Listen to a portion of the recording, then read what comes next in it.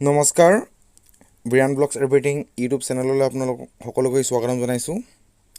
আজি মই আপোনালোকক ক'বলৈ গৈ আছোঁ এবিধ ৰাসায়নিক সাৰৰ বিষয়ে, যিবিধ সাৰ কম পৰিমাণে হ'লেও কৃষকবিলাকে ব্যৱহাৰ কৰে আৰু নেকি য'ত জৈৱিক সাৰ কম পৰিমাণে উপলব্ধ থাকে বা জৈৱিক সাৰ পাবলৈ অলপ প্ৰব্লেম হয়, তাতো এইবিলাক সাৰ ব্যৱহাৰ কৰে। আৰু এই সাৰবিধ আপোনালোকে ব্যৱহাৰ কৰিলে এটা ভাল ফল পাব। যদি আপুনি প্ৰয়োজন সাপেক্ষে এই সাৰবিধ ব্যৱহাৰ কৰে তেতিয়া আপুনি ভাল এটা ফল পাব বুলি মই আশা ৰাখিছোঁ। আৰু এই সাৰবিধ এনেকুৱা এবিধ সাৰ যি আপোনাৰ মৰি যোৱা অৱস্থাৰ পৰাও বচাব পৰা এবিধ ইয়াৰ গুণ আছে। তো মই ক'বলৈ গৈ আছোঁ আপোনালোকে দেখি থকা এই ইউৰিয়া ফাৰ্টিলাইজাৰৰ বিষয়ে, যাক আমি আৰু এটা নামেৰে নামাকৰণ কৰিব পাৰোঁ, যাক আমি কাৰ্বমাইট বুলিও কওঁ।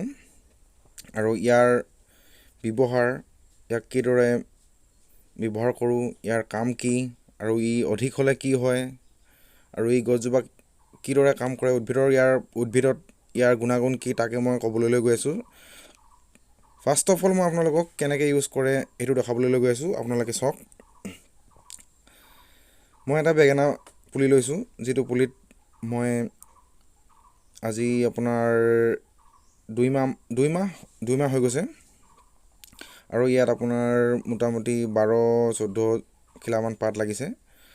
আৰু তাত মই অলপ ইউৰিয়া ব্যৱহাৰ কৰিম। আৰু আপুনি যিকোনো ফাৰ্টিলাইজাৰ আপুনি কি কৰিব, তাৰ পুলিটোৰ গ্ৰোথটো চাই তাক ব্যৱহাৰ কৰিব।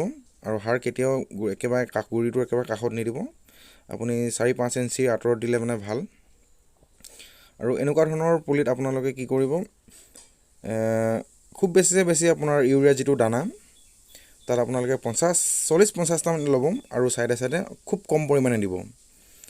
কম পৰিমাণে দিলে আপুনি তাৰ লাভালাভটো দেখিব। যদি আপুনি অধিক দিয়ে তেতিয়াহ'লে আপোনাৰ অলপ অসুবিধা হ'ব। তো ইউৰিয়াই আপোনাৰ গছজোপাক সজীৱ কৰি তোলে, ইয়াৰ ফুল লগাত সহায় কৰে আৰু গছজোপাৰ পাতৰ বৰণ ধুনীয়া কৰি ৰাখে, সেউজীয়া কৰি ৰাখে। আৰু যিমান পাৰে আপুনি গধূলি টাইমত ব্যৱহাৰ কৰিব।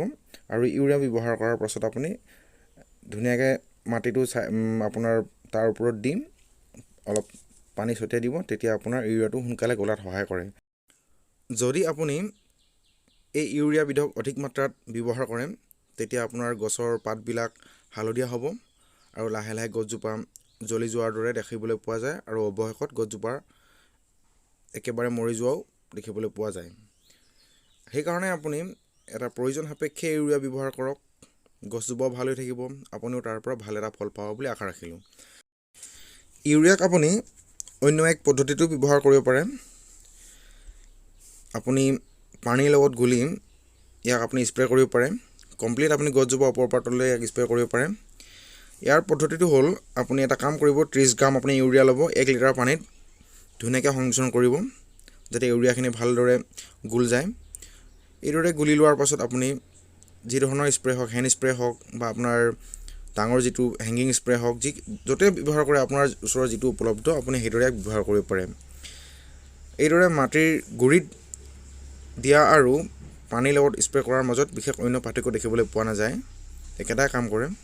কিন্তু আপুনি যিমান পাৰে এটা প্ৰয়োজন সাপেক্ষেহে আপুনি ব্যৱহাৰ কৰিব, অভাৰ কেতিয়াও ব্যৱহাৰ নকৰিব। যিকোনো বস্তু ব্যৱহাৰ কৰিলে আপোনাৰ সদায় বিপদে দেখিবলৈ পোৱা যায়।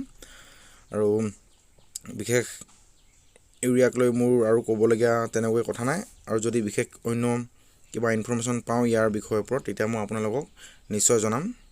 আৰু মই কিদৰে ব্যৱহাৰ কৰোঁ আপোনালোকক দেখালোঁ, আৰু মই কিদৰে স্প্ৰে কৰিছোঁ তাকো আপোনালোকক এবাৰ দেখাই দিছোঁ। আপোনালোকে চাওক, আপোনালোকে দেখিবলৈ পাইছে মই এইদৰে স্প্ৰে কৰোঁ। মোৰ যিটো হেণ্ড স্প্ৰে আছে, সেই হেণ্ড স্প্ৰেৰ দ্বাৰা মই স্প্ৰে কৰোঁ। আৰু আপোনালোকে এই সাৰবিধ 25-30 দিনৰ মূৰে আপোনালোকে ইউজ কৰিব পাৰে। যিমান পাৰে আপোনালোকে এটা লিমিটৰ হিচাপত ইউজ কৰক, অভাৰ কেতিয়াও ইউজ নকৰিব।